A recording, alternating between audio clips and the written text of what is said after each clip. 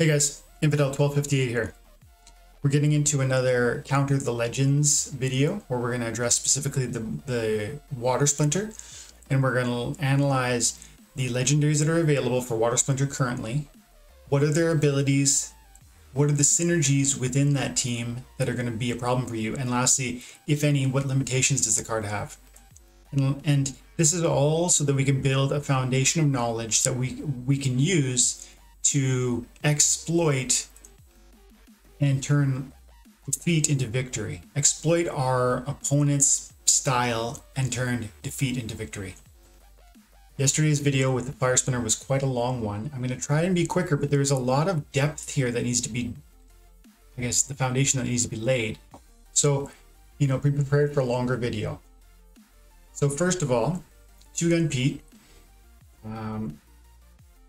Interesting legendary monster, very low hit points, very low archery damage. This isn't the card that's going to quarterback your opponent to victory, or you. Two Gun Pete is just an interesting complement to an already good team. And you can see because of the 1-cost mana, he could be thrown in so easily as even just a meat shield distraction. But if all you had was one copy, how good is it to have one more archery damage and then one more meat shield? That's great. By itself, that's really important and powerful, and it can be the difference between loss and victory.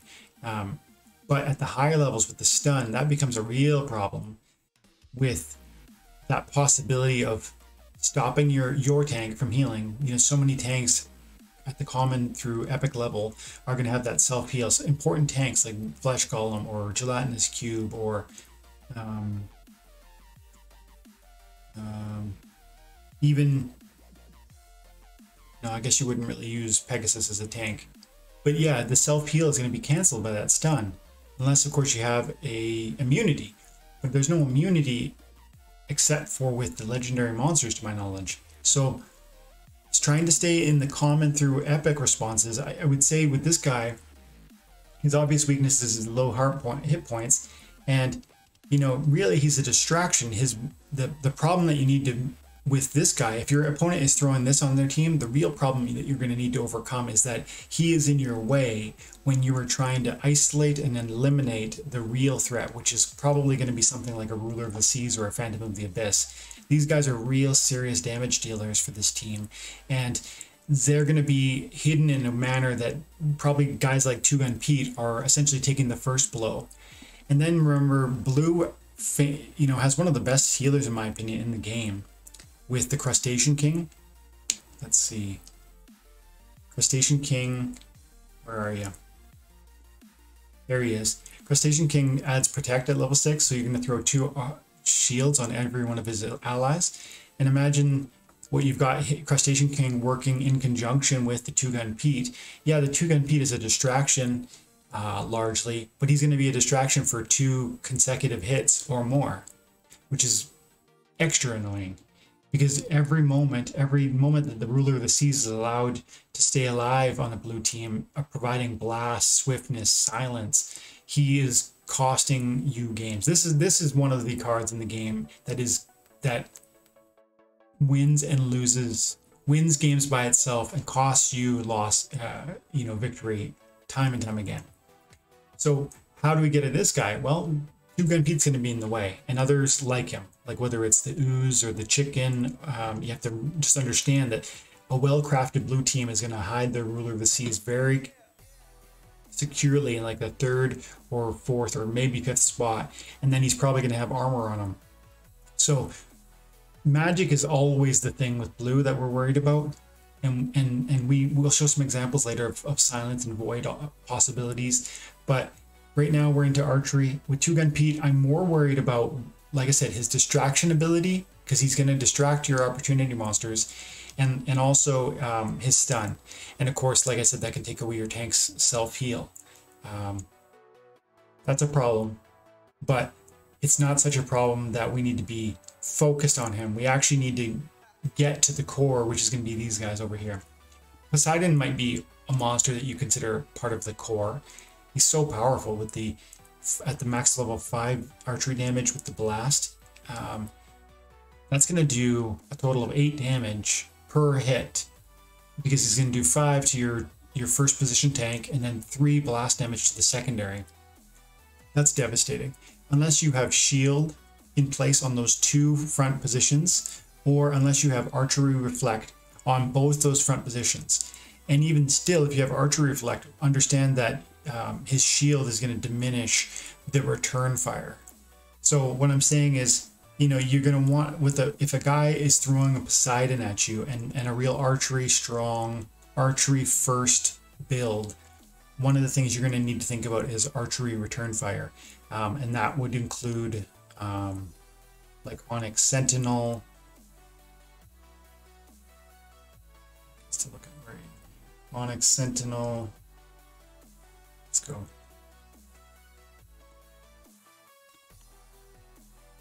There he is, Onyx Sentinel. At level 6, you can get the return fire, and you can get. Look at that. The price has come down. This is a very reasonably priced card for what it's offering. Again, this card is very much like the legendary Lord Arianthus. And this one's costing $80 per BCX. The other one's $5. They have the same abilities. And so if you're going against magic teams or archery teams, it really, really helps you if you've got an Onyx Sentinel. Okay, that's going to be one of the takeaways from this video. Get an Onyx Sentinel, and that'll help you against these legendaries. Why? Let's look at it again. At level 1, it's got shield, so it's going to help you with some of the archery, the big archery damage from a guy like Poseidon. At level 3, it's got void, so it's going to help you out with some of the magic damage coming from a blue team that's so common. Level 5, it's got thorns. Thorns is perhaps less important when you're fighting against a blue team, but still blue can do some good melee damage, especially as we're going to get into with the, I think the next, there's a frozen, what's he called? There's a water splinter tank that is melee focused, and you know, thorns is going to help you out. And lastly, return fire at the highest level. And what is this going to cost you? 6 times 46, $280 for a maxed out copy of this card. Of course, that's not cheap, but this is a card that's going to put you in contention and give you opportunities to win against the most expensive cards in the game. And that's going to be anything archery related, anything magic related, and even melee. It's so versatile. So we'll go back to the legendary team on water. Carry on. Oh.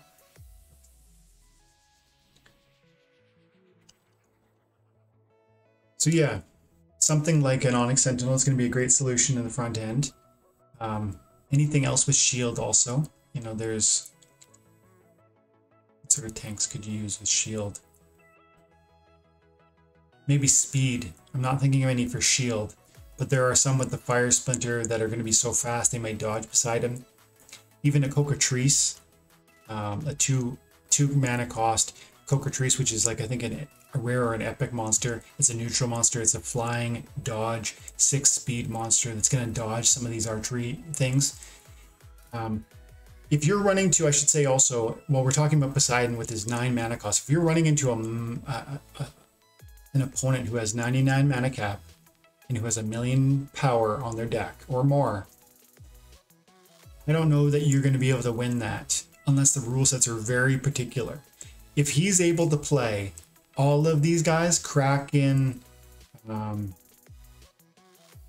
Phantom, Ruler, Poseidon, and you know, pick whoever else you want from the neutral monsters also, or the for that matter, throw in some really amazing legendary dragons that could be comboed with these guys. That's a team that you're not going to probably win unless you have those legendaries also. But right now we're just trying to imagine not those settings, because you know, there are times where you go up against a guy who has 20 million power, but it's 12 mana cap, and that's where your creativity, or 15 or 20 mana cap, and that's where your creativity is going to come into play. Poseidon doesn't have close range. No matter, unless close range is being offered by the rule set, understand that you might not want to focus on this guy. You just focus on the tank. Kill the tank and get this guy into the first position, and then he's a sitting duck. Same with Two Gun Pete, but again, Two Gun Pete is, you know, less concerning, isn't he? Phantom of the Abyss and Ruler of the Seas. Let's talk about them as the same because they are the same in the sense that the way they present a problem for you. Obviously, high magic. Phantom of the Abyss comes in at 4 magic attack at the higher levels at both 3 and 4. He's going to have headwinds, demoralize, flying, and dodge with a speed of 6, which is crazy. Plus, if you add in it Ruler of the Seas, which comes gives the swiftness, now Phantom is going to have 7 speed plus flying and dodge, which is going to mean, statistically speaking, if you come at it with a monster that doesn't have flying and has a slow speed, you literally will never hit it unless you're using magic. Something like a Frost Giant with 1 speed would never hit the Phantom of the Abyss unless the rule set was reversed where speed was bad, or if you played Frost Giant with Byzantine Kitty, so he gets the Summoner True Strike. So that's what we need to think about here. These guys, these two monsters, Phantom and Ruler, offer too much magic damage to be ignored. So that has to be countered. We can counter it in a lot of ways, but we're looking for silence and we're looking for void. And Magic Reflect is great too. We can come over to Splinter cards and we can look at the abilities here. But there are a number of abilities that you can throw at these guys to really help yourself out. You know, slow is going to help you because, again, he's going to dodge you all day long if his speed remains 7. So you're going to need some slow. Maybe some snare to get rid of that that flying ability. Stun is always great, but it's got to land. And how is it going to land if he's so fast? There are certain monsters that are magic that offer stun, like for instance Medusa. On the Water Splinter team of your own, you could drop your own Medusa and come at him and stun. That'd be great. Magic Reflect is going to be so helpful, and you can do a Magic Reflect in the first and the second position, and that'll do 2 Magic Reflects to somebody like the Ruler of the Seas that's going to do that blast damage. So Magic Reflect is super important when you're going against water because usually they're playing magic. And then also Void is great on your primary tank, and if you can get it on your secondary tank, also amazing. And you just absolutely need silence. If you can bring in a couple silencing monsters, and there are 2 or 3 that I'm thinking of. If you've got Mimosa Nightshade is a legendary summoner, but of course she's going to offer that void to all your monsters if you even have a level 1 of her. How about Bordis? Bordis is going to nerf their magic damage by 1. That's a rare summoner. You could bring in silence from a couple different monsters. There's Death. I like to do this one a lot. I play Death, and when I'm playing against legendary, when I'm playing against a magic focused team, I'll come in with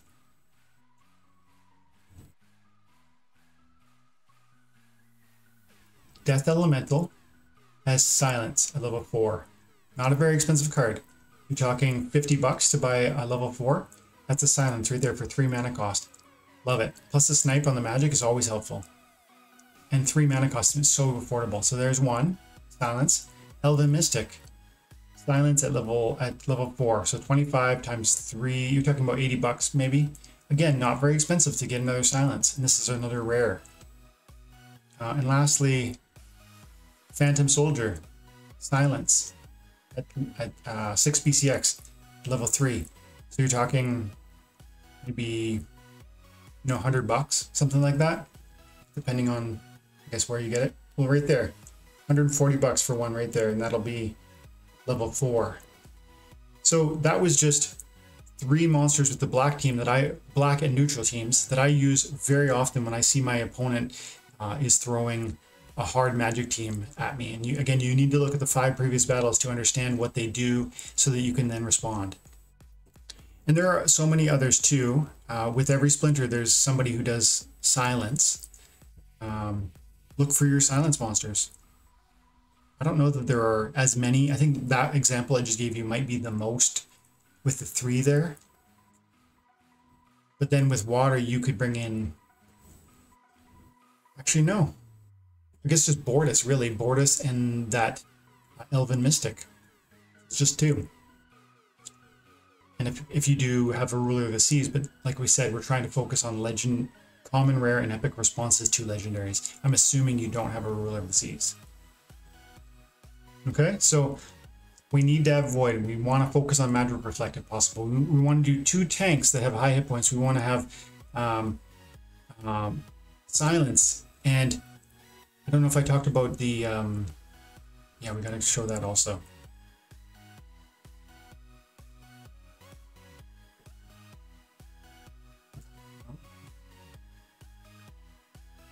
Where is he? Prismatic Energy. So, you know, you can throw in like an Onyx Sentinel in the front position who's going to have the Void at level 3. And then you're going to throw in like a Prismatic Energy in the second position, which is going to have the Void and the Magic Reflect. So Ruler of the Seas is going to quickly kill himself, bouncing off of 2 tanks that are going to both be reflecting. And then add to that the silences, and add to that some of your own heals from maybe your own Crustacean King, or maybe, you know, whatever other healer you've got on your team. That's going to be an excellent response to Ruler of the Seas, and a slightly less effective response to Phantom of the Abyss, because Phantom has so many more, I think 2 more hit points, which is a huge amount more.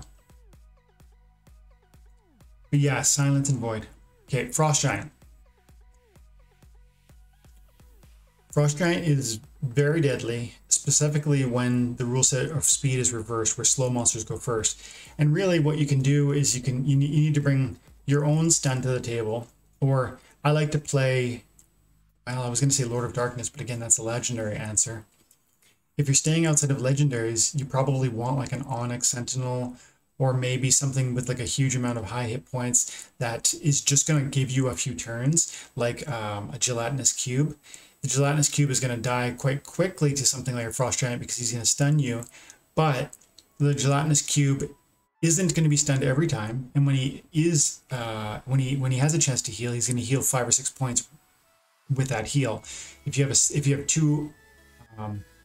have 1 or 2 tank healers in your back row, that can keep up your Gelatinous Cube even in the face of a angry Frost Giant.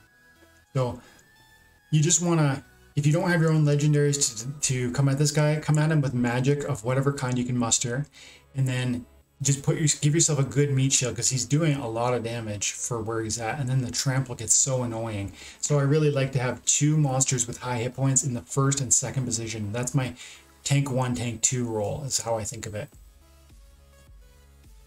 Stun.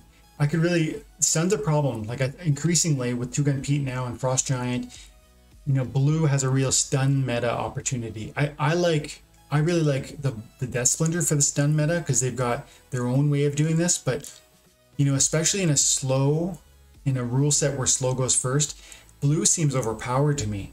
You know, Frost Giant, 2-Gun Pete, Medusa, Crustacean King, all of those have very slow speed, and they're all very powerful. And it's not even that much mana cost. You're talking like 11 plus 3 is 14, 15 mana plus your summoner, 18 mana for that build I just described. Wow. So you need to be ready with your own magic monsters, and every level and every splinter has magic. So, you know, don't be discouraged. You can put common, rare, and epic magic monsters in your team that are going to do 2 or 3 at a time, and you're going to get through that 10 hit points really quick because he doesn't have the Void. Kraken's a problem, a real problem.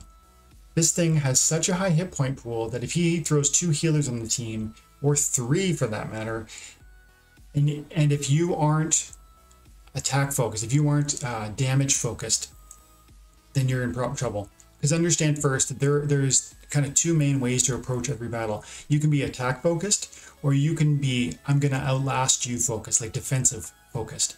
If you build an attack team, then you're focusing on producing as much damage as possible, and maybe you're sacrificing your own heals or triage or you know, those types of support abilities, those types of defensive abilities. But alternatively, you can go defense first and think, I just want to outlast my opponent.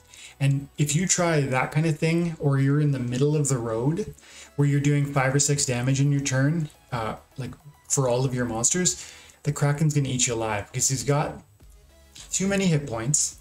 He has Demoralize. He has the Taunt is going to make everybody attack him. So if you're only doing 6 or 7 hit points per turn, you're not going to kill him. And if he has 2 healers, he's going to be healed up fully every round. So if you know that your enemy is doing Kraken first, very commonly, then you need to come in, you need to craft your team in a manner that you're doing at least 10, 12 points of damage per round.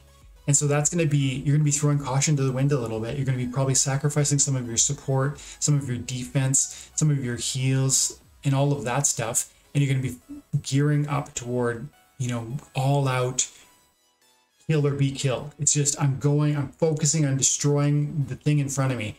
All of your, I'm thinking things like Sandworm, which has the 7 hit points at the high levels, 7 attack points.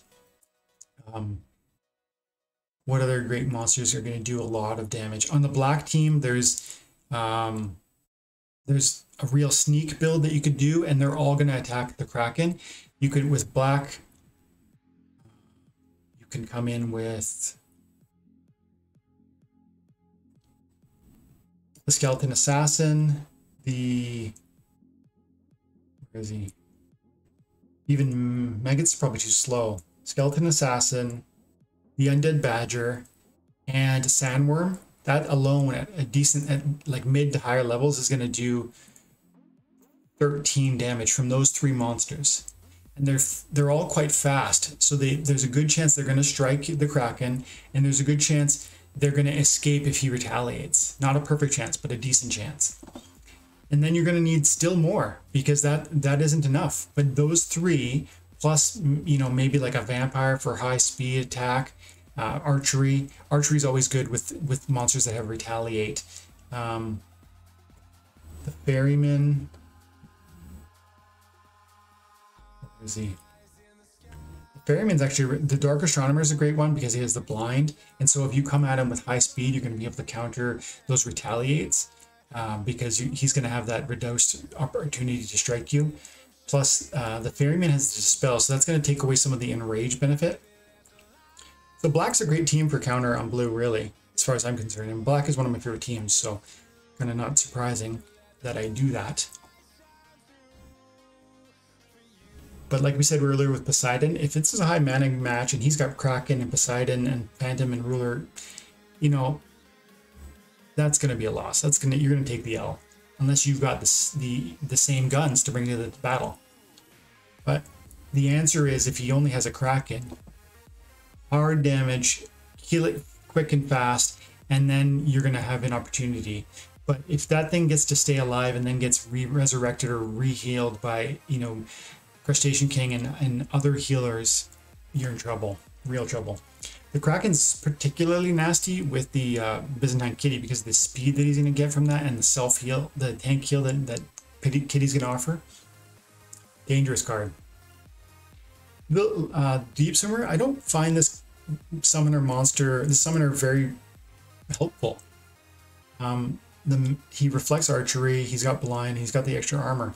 But as far as legendary summoners go, he is low on my list of interest and concern and power rating. So I won't spend too much time discussing how you can counter him. I would just say, you know, he's not that problematic. You know, if you come at him focused with magic, which most teams from the Blue Splinter are going to do anyways. So if I come at you with a Deep Swimmer and my own, let's say Deep Swimmer, Frost Giant, 2-gun Poseidon, you can counter me hard with magic, and it doesn't need to be these legendary guys. There's a ton of good common, rare, and epic magic monsters that you're well aware of, that you have within your deck already. If you're playing anywhere in like the gold range, gold or diamond range. But yeah, I'm not particularly concerned about him. Valnamor, on the other hand, is very overpowered, and that magic damage alone, just like Alric, is so helpful. But then the speed also, and the hit points also, making guys like Ruler of Seas that much more resilient. Wow, this speed, with this speed buff, with the Phantom, you just don't hit it. And so you're going to need True Strike, you're going to need Void, you're going to need Magic Reflect. That's the common undercurrent here when we're coming at the legendaries within the Water Splinter. And like we pointed out earlier, there's a good number of them, and they're mostly neutral, but they aren't all. We looked at black. Let's quickly look at some of them. Cartesian Chief is going to be helpful because he's going to heal your tanks and help you stay alive against some of that high magic damage. And he's going to do his own fair bit of magic damage. I love the Grenadier at higher levels. If you've got, if you're expecting your enemy to throw, often what I see is the enemy is going to use a Lord Arianthus in front of all those magic monsters. Lord Arianthus has got the Void and it's got the all those great benefits, but something like a Grenadier with the Oppress is going to just help delete that really quickly. And so anything about the press, actually, there's a press for a good number of splinters now. Prismatic Energy is an excellent one. Elven Mystic is an excellent one. Sandworm is going to be pretty pivotal, especially like we get into that Kraken battle. Stun is going to be so helpful, but there are some stunners here, like there's the Dwarven Wizard. Who else? Goblin Mech, but Goblin Mech is going to be really susceptible to the magic damage, unless of course the rule set includes armor protects you from magic. So again, know your rule set. You can use the Enchanted Defender in a cheeky way when the rule set includes the magic reflect on normal armor, because then at high levels this guy's got 9 armor, and he's going to be a distraction to any sort of opportunity attackers. He's going to have the thorns, and that high armor is going to give you that opportunity to resist magic in that specific rule set. That's probably all we need to say about that. Of course, these legendary water monsters are deadly, but you know what to do. It's primarily a magic play, often, not always, but often. And no, not summoners. Cool. You want to look at all the water quickly. Like, there's a lot of melee monsters in here, and increasingly with Demented Shark, you need to be aware of the melee play with blue. But between, you know, there's Sea Genie, there's Ice Pixie, there's Medusa, Coral Wraith, Lobsterdamus, Mischievous Mermaid, Ruler of the Seas, Phantom of the Abyss. There's so much magic opportunity that's always been the thing, especially with Alaric. As we move into the new meta that's going to be defined within the modern rank battle format, I think we're going to need to be more prepared to counter blue melee and blue archery. Thinking about that, you know what you need to do. Archery reflect, shield, lots of heals, high hit points, and there are ways to find that, but just know what your enemy is doing based on their previous battles, and do your best to take advantage of these limitations with the silence, with the void, with the magic reflect, with shield in certain situations. And that's really the best you can do. You're not always going to win, but you're going to turn some of your losses into victories if you approach it from kind of this mindset of recognizing both the abilities and limitations that these amazing monsters offer. Okay, that's it for this one. Thanks for your time and attention. Have an amazing day. God bless.